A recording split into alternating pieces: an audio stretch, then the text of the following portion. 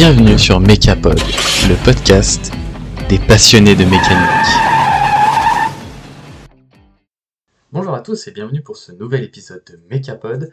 Nous sommes juste avant Noël puisque l'épisode est enregistré et sortira le 23 décembre 2024. Comme toujours, je vous rappelle ma page Instagram mechapod.podcast et Facebook Mechapod Podcast où vous trouverez des photos et informations complémentaires à celles que je vais vous transmettre aujourd'hui dans cet épisode. Aujourd'hui, nous allons parler de la tumultueuse histoire de la firme italienne Ducati, de sa création à nos jours. C'est une histoire pavée d'embûches et de victoires. Donc, avant de parler de la mythique marque de moto italienne, il est nécessaire de remettre l'époque dans le contexte. Début 1900, l'électronique est très populaire à Bologne. Guglielmo Marconi est rendu célèbre par son invention de la radiotélégraphie. Antonio Cavalieri Ducati, né en 1853, est un ingénieur. Le 4 juillet 1926, il crée la Società Scientifica Radiobrevetti Ducati, spécialisée dans la recherche et la production de technologies pour les communications radio. La société permettra d'exploiter les brevets de son fils Adriano Cavalieri Ducati, qui a fait breveter un émetteur à ondes courtes qui lui permet quand même de se connecter aux États-Unis. Cette société produira de petits condensateurs, nommés Manens, assemblés dans le sous-sol d'une petite résidence avec 2 ouvriers, une secrétaire, ainsi que les frères d'Adriano, Bruno et Marcello. Antonio décédera en juin 1927, soit moins d'1 an après la création de l'entreprise.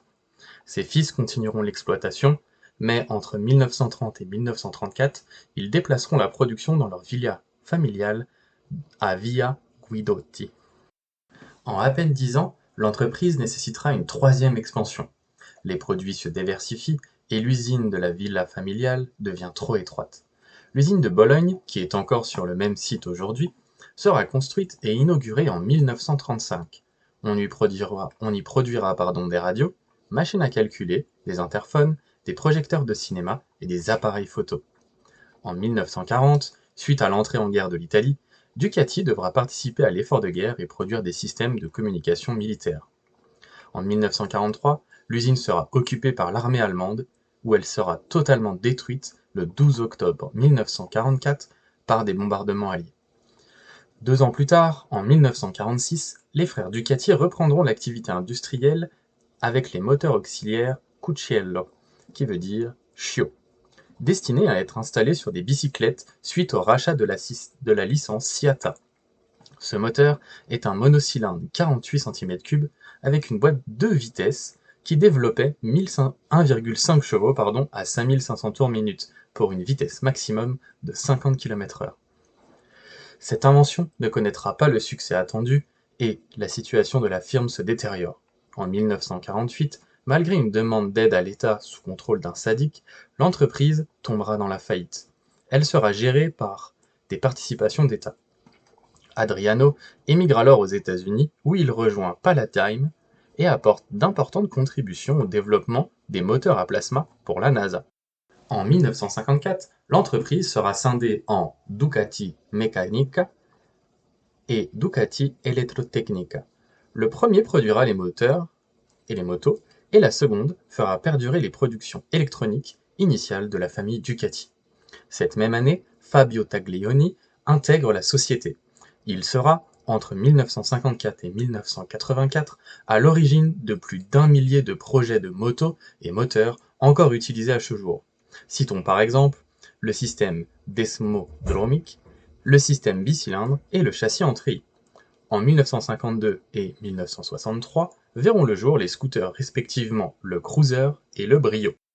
À partir de 1975, l'entreprise passe totalement sous contrôle de l'État italien par l'intermédiaire de l'EFIM, qui est une holding de participation et de financement des industries manufacturières. L'EFIM vendra la société en 1978 à VM Motori, entreprise également sous contrôle de l'État italien, qui faisait à l'époque partie de la Finmeccanica. VM Motori s'occupait principalement de la production de motorisations diesel pour l'automobile et l'industrie. La maison mère recentrera l'activité sur les moteurs diesel et les motos passeront en activité secondaire. Cette décision sera motivée par les résultats et difficultés sur les marchés, principalement le marché américain dominé par les firmes japonaises. Cette stratégie verra les ventes de motos passer de 7000 en 1981 à moins de 2000 en 1984. D'ailleurs, 1984 sera l'année où Gajiva signera un accord avec Ducati pour la fourniture des moteurs Penta, afin de créer des moteurs de grosse cylindrée. En 1985, suite au rapprochement de Gajiva et Ducati, les frères Castiglioni, propriétaires de Gajiva, achètent Ducati à VM Motori avec l'idée de déplacer la production des motos à Varese, et l'usine de Borgo Panigale de Bologne fabrique les moteurs Penta. En 1996, en proie à de gros soucis financiers, Cagiva décide de céder Ducati. Elle sera rachetée par un fonds d'investissement américain à 51%. Ce fonds d'investissement, nommé Texas Pacific Group, investira fortement dans la compétition et connaîtra des succès en superbike notamment, ce qui aidera la croissance de la marque. Texas Pacific Group achètera les 49% manquants du capital de Ducati en 1998. L'année suivante, la société sera renommée Ducati Motor Holding SPA et le fonds texan placera plus de 65% des actions détenues sur le marché.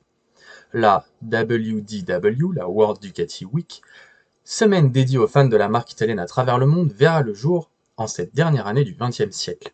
Pour cette occasion, le nouveau musée Ducati est inauguré. On y retrouve des motos de course Cucciolo au Desmosedici moderne.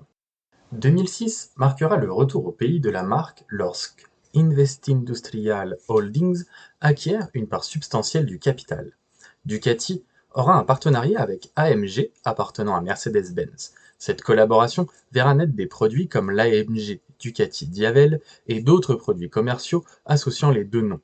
2012 marquera un nouveau tournant lors de l'achat par une autre marque italienne, Lamborghini Automobili, détenue par Audi qui fait partie du puissant groupe Volkswagen. Le montant de la cession est estimé à 860 millions d'euros. AMG dissolvera alors son alliance avec Ducati pour achat de la société par un fabricant rival. Tous les produits et projets en cours portant les deux noms sont alors abandonnés. Le groupe Volkswagen AG détient toujours la marque actuellement. Depuis le début, la marque Ducati a toujours participé aux compétitions. Dès la création des moteurs Cucciolo, des courses sont organisées afin de tester pilotes et motos. En 1988, Ducati s'engage en championnat du monde Superbike avec de gros investissements, d'abord directement, puis via des sous-traitants. Un bon choix stratégique puisque, de 1991 à 2013, Ducati peut se targuer du record singulier d'avoir gagné plus de victoires que la somme des victoires des autres constructeurs. En 1999, Ducati Corse est créée. C'est une entreprise à part entière appartenant à Ducati Motor Holding. Cette même année, le 996 gagne le Superbike, le championnat Superbike britannique et italien. Le Superbike ne suffit plus à la firme et en 2002, suite au changement de réglementation, Ducati annonce son entrée en MotoGP pour l'année suivante. En 2007, Ducati remporte son premier titre avec le Desmosedici GP7, piloté par Casestoner. Ducati Corse emploie environ 100 personnes. Elle dispose de 95 victoires en MotoGP et 6 titres de champion du monde constructeur, dont celui de 2024 avec Jorge Martin. Je ne vais pas citer l'intégralité des modèles fabriqués par Ducati, car la liste est longue comme le bras. Je mettrai en description un lien vers les modèles mythiques de la marque. Je vais plutôt vous indiquer quelques évolutions techniques que nous devons à la firme italienne. La première avance technologique de la firme est due à l'invention d'un Anglais au début du XXe siècle. C'est le système desmodromique. Certes, il n'a pas été inventé par Ducati, mais elle le démocratisera cependant. Le Desmo sera introduit avec la sublime 900S 750 cm3 de course. Le système, fabriqué par Fabio Taglione, sur un modèle 2 soupapes, sera adapté sur un modèle 4 soupapes par cylindre par Massium Bordi, sur la 851 Quadrovalvole. Elle sera la première moto de la marque équipée de ce système en 1988. La Desmosedici de MotoGP est toujours équipée de ce système. Oui, mais c'est quoi ce truc? Pour faire simple, il s'agit du système de rappel des soupapes. Ce système n'utilise pas de ressort, mais 2 culbuteurs, un qui ouvre la soupape et un qui la ferme. Il n'a donc pas de ressort pour la fermeture des soupapes comme sur la plupart des moteurs. Ce système a pour avantage d'éliminer l'affolement des soupapes. On peut donc utiliser des lobes de cam plus agressifs pour des performances accrues. On ira jusqu'au Desmo 16 qui pilote les 16 soupapes du moteur V4 800 cm3 de MotoGP qui prend 20 000 tours minute. Autre système caractéristique des Ducat, le moteur en L. Appellation qui ne plaît pas à tout le monde mais qui représente bien le moteur en V à 90 degrés utilisé sur les italiennes. Ce système permet une réduction des vibrations sans utilisation de balancier d'équilibrage sur les fréquences de premier ordre et un centre de gravité plus bas, ainsi qu'un meilleur refroidissement du cylindre arrière. L'inconvénient principal étant l'augmentation de l'empattement et une augmentation des vibrations de second ordre. Le V4 a également cette architecture à 90 degrés. Le cadre acier en treillis tubulaire est très italien car utilisé par énormément de firmes transalpines comme Benelli, Bimota ou Motomorini. Ce châssis a pour point fort de travailler uniquement en traction ou compression. Il offre un excellent rapport rigidité, il confère un comportement très entier et une compacité associée à un moteur en V qui permet aux motos d'être très aérodynamiques et rapides en ligne droite. En 2008, Ducati sera le premier constructeur à intégrer le contrôle de traction sur la 1098R. 2010 verra la première moto équipée des modes de conduite, système introduit sur la Multistrada 1200S. En 2018, Ducati a introduit le système Slide by Brake, qui permet un glissement contrôlé de la puissance au freinage sur la Panigale V4. Tandis qu'en 2020, avec la Multistrada V4, Ducati a été le premier fabricant de motos à introduire des radars dans le monde du deux roues, ce qui a permis la mise en œuvre des systèmes de régulateurs de vitesse adaptatifs et la détection des angles morts. Ducati souffre d'une réputation de moto peu fiable, due principalement à la technologie de pointe qui équipe ses motos. Elle nécessite une attention particulière et un suivi rigoureux. Ainsi qu'à une baisse de qualité dans les années 80 avec de nombreuses pannes électroniques et diverses campagnes de rappel. Ducati est une marque de prestige qui, depuis plus de 30 ans, a su regagner ses lettres de noblesse et qui produit des motos fiables et puissantes. Depuis les années 2010 et le rachat par le groupe allemand Volkswagen, un effort a été fait afin de réduire les coûts d'entretien des belles italiennes. Pour conclure, je dirais qu'on parle de moi en bien ou en mal, on parle quand même de moi. Je dirais qu'il faut, comme pour tout véhicule, suivre son tableau d'entretien afin de réduire les possibilités d'apparition de panne. Ducati fait et fera rêver encore de nombreuses années.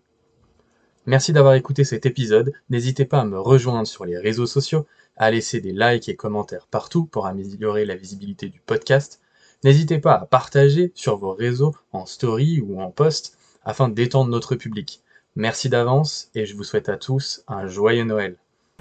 Merci d'avoir écouté le podcast Make Up. On se retrouve très vite pour un nouvel épisode.